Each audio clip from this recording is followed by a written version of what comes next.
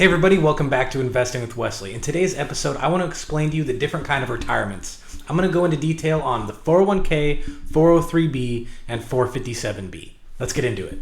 So for starters, I'm going to talk about the 401k because the 403b and the 457b follow the same rules generally as the 401k does with just a few different caveats. So let's get into the 401k. The 401k is an employer-sponsored retirement program. Now what this means is you have to have a job or be self-employed to have a 401k. Now if you are self-employed or do own a business, personally there's better options out there than investing in a 401k as an employer. And that's simply because as an employer, you're paying all the fees that comes with operating and offering this 401k product to your employees.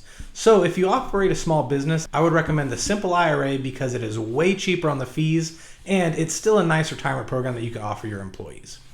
But if you're an employee and the employee side of things, as far as the 401k goes, it's pretty simple. A 401k is sponsored by your employer and you can't get it privately like you can with an IRA. Your job has to offer it. And they can also choose whether or not they're going to match.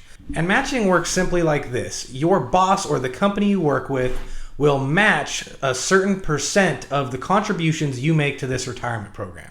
So if you put $100 in, they'll match that $100 or they'll match $20 of every $100 you put in. It really just depends on the percentages and the rules that they put in place when they create this 401k product. Now the 401k producer as well as your company who's sponsoring this product have a fiduciary responsibility to make sure you're being offered quality investment products inside this 401k.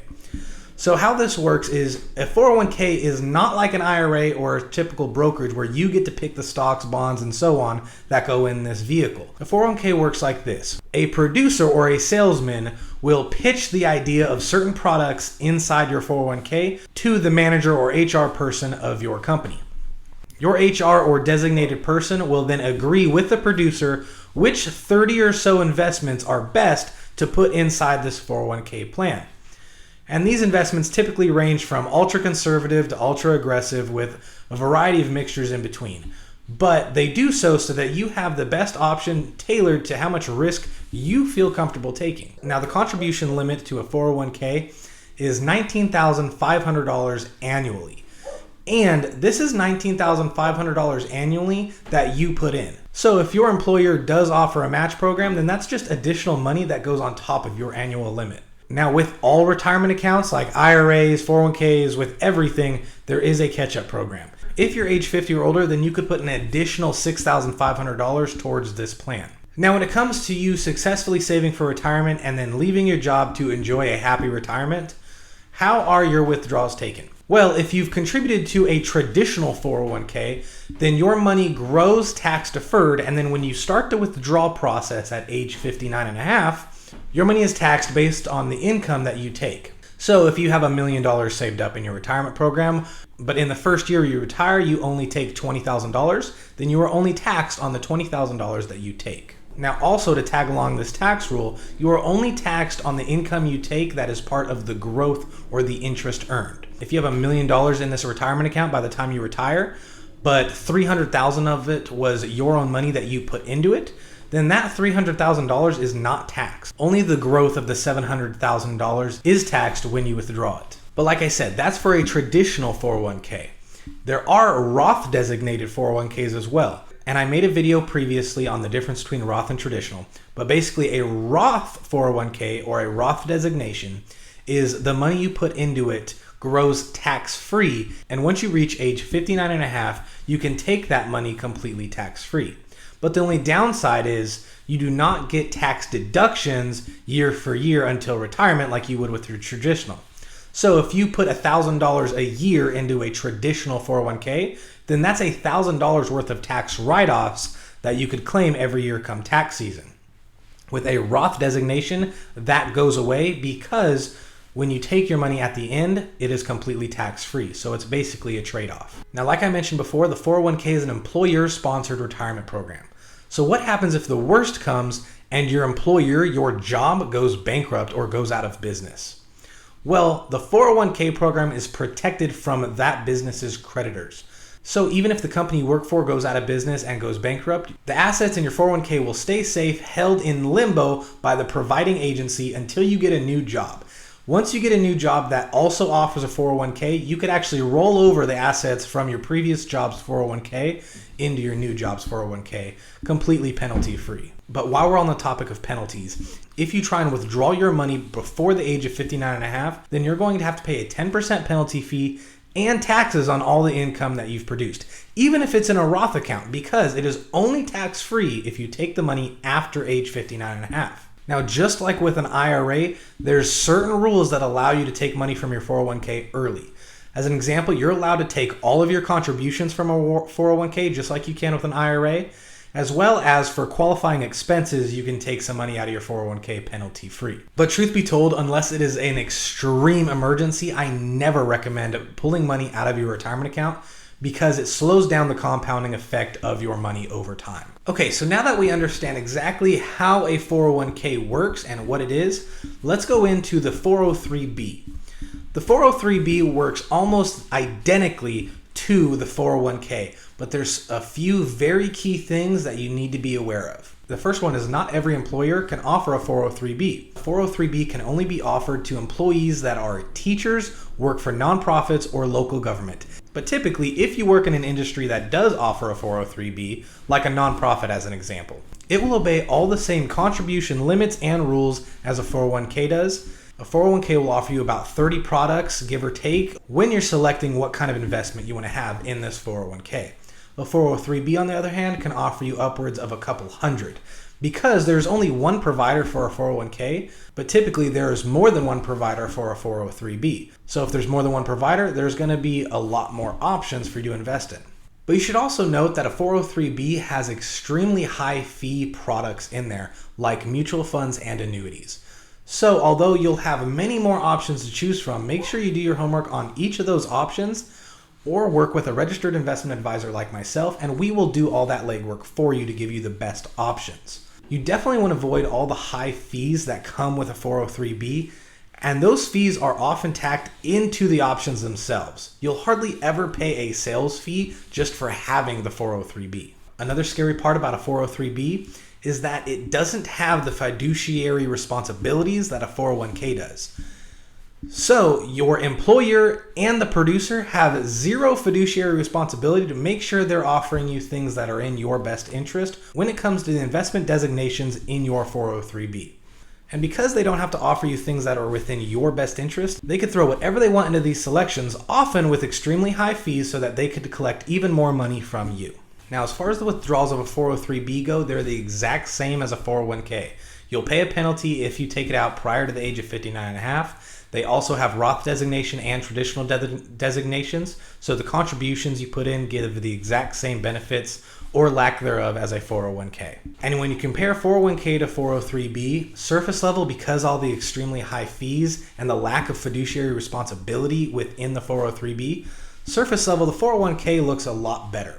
But if you decide to work with a registered investment advisor who does have your best interest at heart, then because you have so many more options to choose from in your 403b, you can actually make better returns in a 403b and make better investment decisions in a 403b than you could with the limited options of a 401k. And finally, I want to get into the 457b. Now, the 457b is often considered a hidden gem of retirement accounts. And let me just tell you, it's also a little rare for an employer to offer a 457b. Similar to the 403b, you have to work in a specified field. And in order to qualify for a 457b, you have to work in 3 industries: state government, local government, or nonprofits. So if you work in one of these industries and your employer does offer a 457b, it might be in your best interest to take advantage of some of its key details. Similar to the 401k, the contributions are the exact same. A $6,500 catch-up if you're over the age of 50, as well as a $19,500 annual limit. Now, when it comes to the contributions, this is where it differs from the 401k. The 401k allows you to put $19,500 of your own money every year, and then whenever your employer matches, if they do so, goes above and beyond the annual limit. In a 457b, that annual limit is a hard set number. So if your employer does offer a match program, all the money that you and your employer put in together cap at that $19,500 limit. Now, when it comes to investment elections, because it is very similar to the 401k, there is a fiduciary responsibility to offer you what's in your best interest as far as the investment products go. But also that means there's a limited number of the amount of investment options you have in this 457B. You don't have the hundreds of options like you have in the 403B, but you do have the same or similar amount of options that you have in a 401k. And they're obligated to offer you what's best in your interest and get rid of as much fee type products as possible because they have that fiduciary responsibility. Now let's assume you work for a nonprofit instead of a government entity, and that nonprofit goes bankrupt or goes under. Unlike the 401k where the money in your 401k is protected, a non-governmental 457B is not protected against creditors. So in the event that the nonprofit you work for goes under, then it's very likely you're going to lose the assets in your non-governmental 457B because they are not protected from your company's creditors. Now that's a huge downside and a huge risk that you have to assume as the investor. So obviously there has to be some sort of give to make it worth your while. And this is probably what makes it a hidden gem. Whether it's for a nonprofit or a governmental program, a 457B offers you early retirement. If you choose the traditional option, you do not have to wait till age 59 and a half like you do with a 403B or a 401k. You're allowed to start taking money from your 457B as soon as you leave that company. So if you decided to retire at age 45, you're allowed to start taking money from your 457B. If you decide to retire at age 55, you're still allowed to take money from your 457B. The second you separate from that particular service, you're allowed to start withdrawing from your 457B completely penalty free. You do not have to reach the age of 59 and a half like you do with pretty much any other retirement program. And that's what makes it kind of a hidden gem. Now, although 457Bs do have traditional and Roth designations, this is where it gets a little confusing because although yes, you could take your money when you separate from service, if your money is in a Roth designated account, it is still only going to be tax-free if you take it after the age of 59 and a half. So you could separate from state service at age 45 and all your money is in a Roth designated 457. Yes, you could still take that money, but you will have to pay taxes on that money as you take it because you are not age 59 and a half. Now, some of you are extra smart and might be thinking to yourself, well, my employer offers both a 401k and a 457B.